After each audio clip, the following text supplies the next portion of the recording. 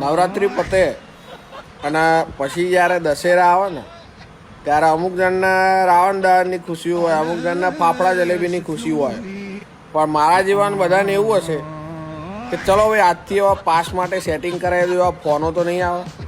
આમ એવું લાગે ને કે આપણે એમની જોડેથી ઉછીના પૈસા લીધા, ફોન આવે એટલે બીક લાગે કે ચલો ભાઈ હા ભાઈ આજે. અને 2-5 જણની તો વાત જ ના હોય, ડાયરેક્ટ 10-15 જણની 20 જણની જ વાત હોય. તો મોરી વાત તો કરવાની થતી જ નહીં ગુજરાતમાં. એટલે દશેરા આવે ને એટલે અમારા જીવન શાંતિ એ થાય કે હાશ ચલો આજથી કોઈને આવો પાસ માટે ફોનો નહીં આવે.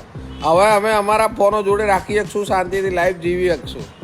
અમુક જણના ફાફડા જલેબીની ખુશી હોય, અમુક જણના રાવણ દહનની હોય. તો અમારા જીવન એવું હોય કે હવે આજથી કોઈના ફોન નહીં આવે, પાસનું સેટિંગ કરાવી દે એના માટે. રાવણમાં બધા એવું કહે કે લાખ ખરાબીઓ હતી, પણ હું તો નહીં માનતો. પણ એને કોઈ દાડ આજ સુધી કોઈના પાસ માટે સેટિંગ કરાવી દેવા ફોન નહીં કરે.